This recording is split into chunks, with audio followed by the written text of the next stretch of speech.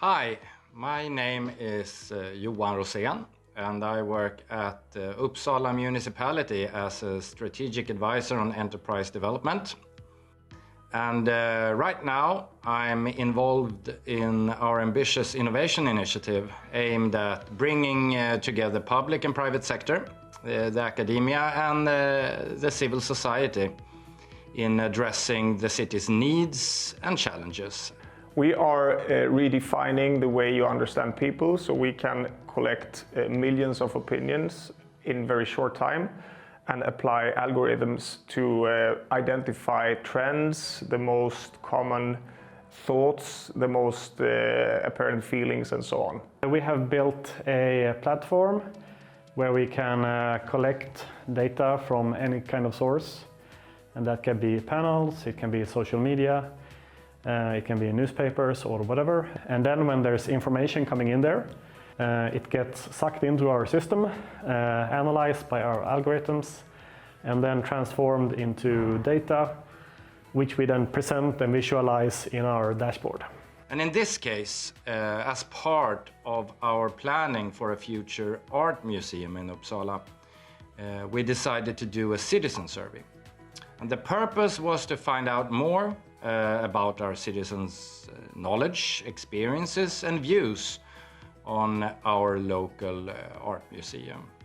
And we wanted a new innovative way of tackling this in order to get as rich data material as possible.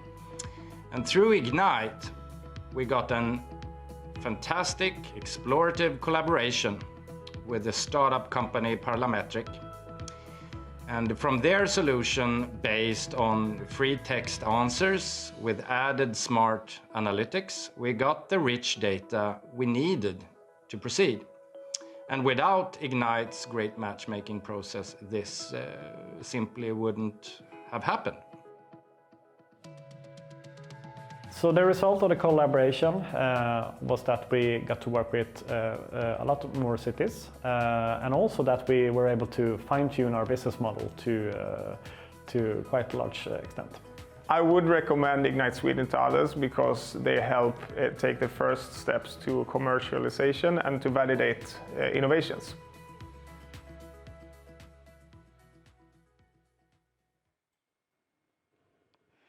And let's go deeper into this collaborative story by Uppsala Municipality and Parlametrics.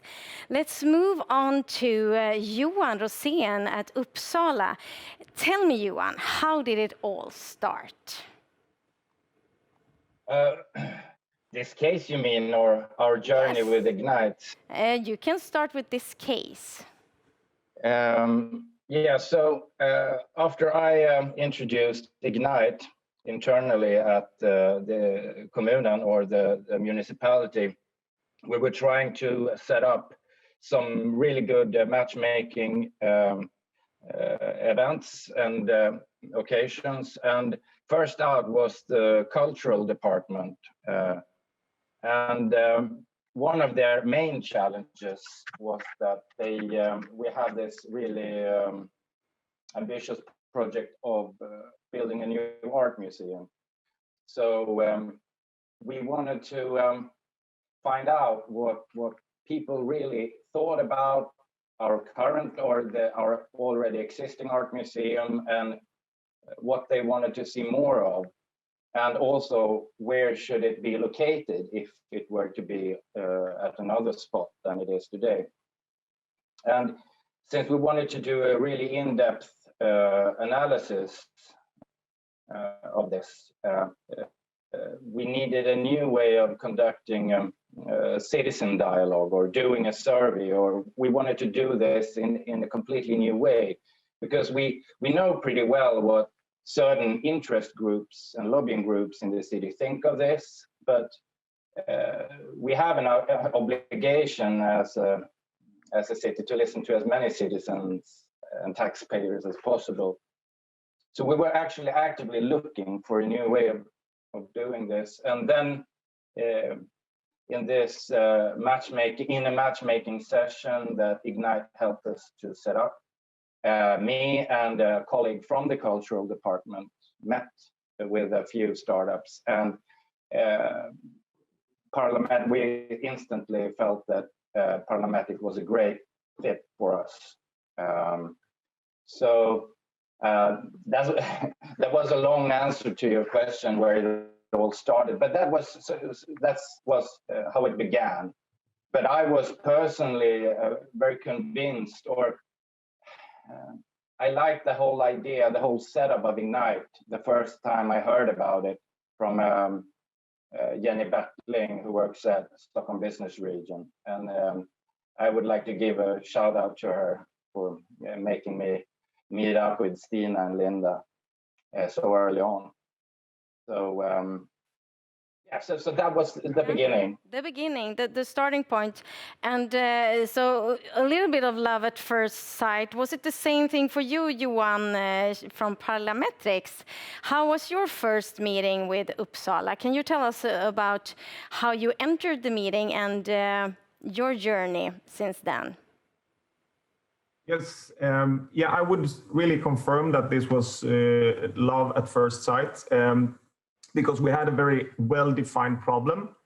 I mean, you're having these 12 old culturally interested people in a library dictating the art museum of Uppsala. That's not a very, I mean, we wanted to change that and said, let's aim for finding 500 to 1,000 Uppsala citizens and really dive into their minds and get what do they want? And that's exactly what we did, and that's what we do. I mean, trying to get this bigger picture, to be a full service provider, and have a very good relation with the client, and doing these iterations of the product, of the delivery, together with Johan and his colleagues. So it was a very, very nice project, and it led us into other cities. So it has been a tremendous effect of this.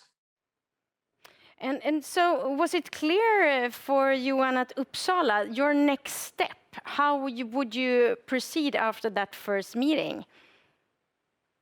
You mean with just this case? Yeah, or just this case. How did you take your next step? I mean, it's always easy to see. So from both of you, if you start with you, Johan, from Parlametrics, it's easy when it's two Johans here. So starting with you, what was your next step to get in contact with Uppsala, and how did you work? I mean, what we did was basically the first meeting, the first Ignite matchmaking was very good. We got a good background, and then having the first meeting, trying to just tell them what we actually could deliver, what problems we solved, and be very clear about the time, with the price, everything, to be really try to be crystal clear, and then also to say that, look, we will do this in a very iterative way. We will do this together, and we will you will have the opportunity to work with the data and together with us. So I think that was a very natural way into a continued relationship, because then we had a mutual interest, and we started to meet again and so on. And then the project was rolling. And for you, Johan, at Uppsala, I mean, it's a big organization. What internally did you have to work on? How was your process? Things like this is, you're very much dependent on having the right people involved. And that goes for the private sector as well as the public sector. You have to find the right people who works with this specific case or project internally in Kommunen. So that was a lot of a bit of a footwork I needed to do with some help from a guy called Patrick at the culture department in finding the right project managers